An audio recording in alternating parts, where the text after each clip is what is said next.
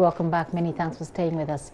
The Form 1 female student of the Battor Senior High School who is accusing the school's headmaster of sexually harassing her says the headmaster is threatening legal action against her if she fails to drop the allegations against him, the headmaster, that is Mr. Lawrence Kwesi.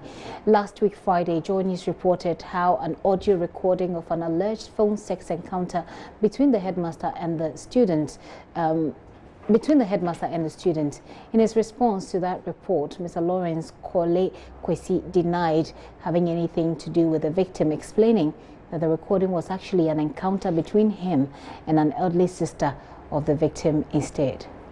Apparently, the sister is supposed to be my friend, so we were dealing on that line.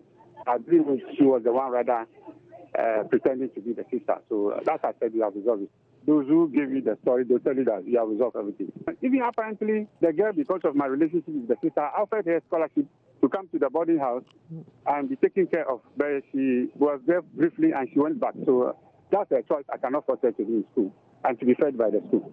So, like I said, everything's on course now. So, she's back as a day student, so we don't have anything against her. She doesn't say desire, so she wants to be a day student, so she's now a day student. Teacher-student relationship. If she's in need of something, a help, I can offer. So that is the headmaster earlier responding to our report about the sexual encounter or the phone sex encounter between himself and the Form 1 student. Now, following that report, JoyNews has also gathered that the headmaster visited the victim's mother and gave her some money to force her daughter to drop the complaint against him. According to the girl, the two have met her mother. The headmaster has met her mother and to be paid off in order to drop the case. She says she is not happy and wants justice. Here is a conversation she had with my colleague, Emefa Etiamwa Eli, a while ago. They took us to the DC. I didn't know what they were thinking about. They called my mom. They sent her money actually to come. How much? 100 Ghana.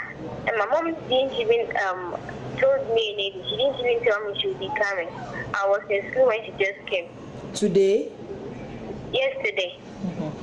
And the headmaster told them that the DC is requested here. So, and I also refused to go with them. So I went there with them and then listened to the relationship.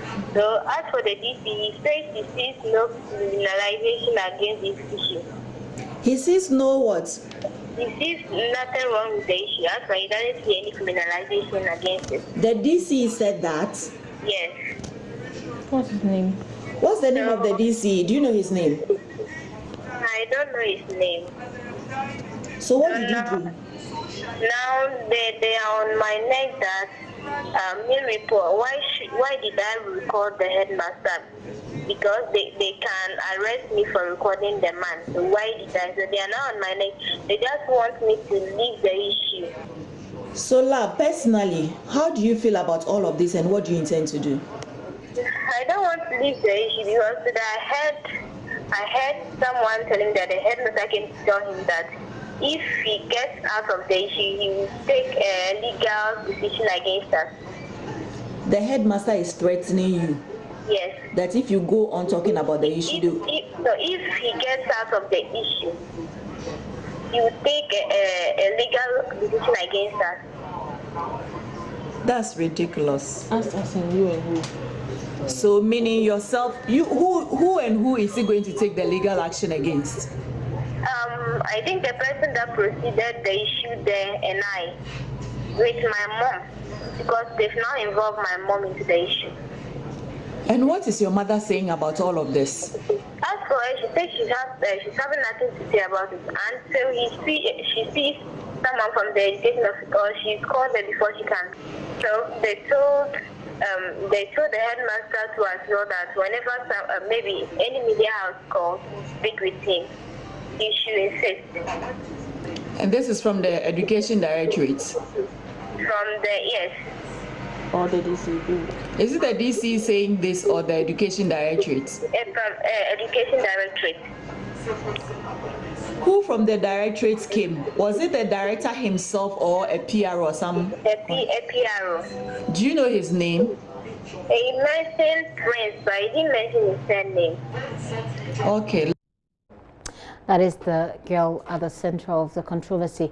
I'm talking about the sex scandal at the Battor Senior High School. We've been trying to speak with the headmaster, the District Education Directorate, as well as the DCE, but we have not been successful. None of them will grant us an interview on these updates.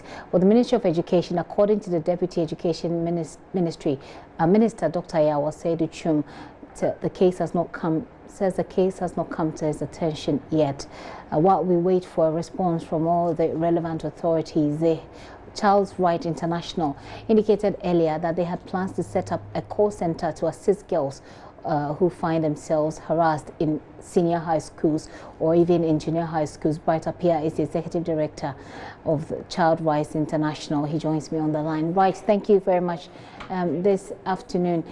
I don't know if you've heard of this particular story from the Battor Senior High School. Yes, we have.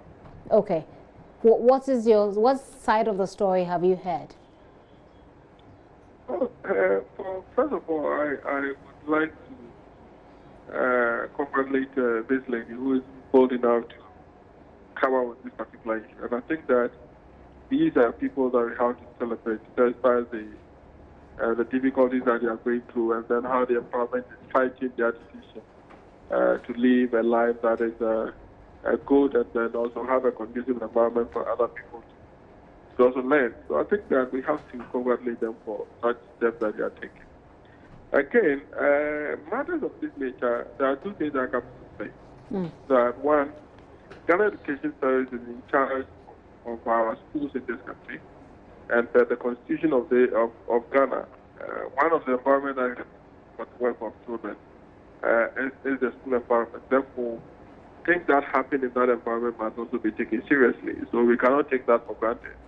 Again, the attitude of parents or society when children report such matters to them, and the way they look at it, to the extent that if you look at the players that are involved in seeing the family to really put the matter under control, for me, it serves as a threat to how justice can also be delivered and all that. But whatever it is, we need to appreciate what this lady has done. Right. And let's see how best we can support them. So we're trying hard to get in touch with her, but it was very difficult. But since we have spoken to her, we will pick the details and then see how best what we can also do to support. Okay. So in this case, we're talking about a 19-year-old girl. First, we got a response from the headmaster who said that he was actually talking to the girl's older sister. But the girl confirmed to us that she doesn't have any older sister. Actually, she's the eldest among her parents' children. Now, she's telling us that her mother took 100 cedis from her headmaster. How do you think this matter can progress? Well, if she is 19 years, then probably it falls outside the issue relating to children's rights and enforcement. She's not an adult. She can pursue it on her own to come to some conclusion of what exactly she wants from them.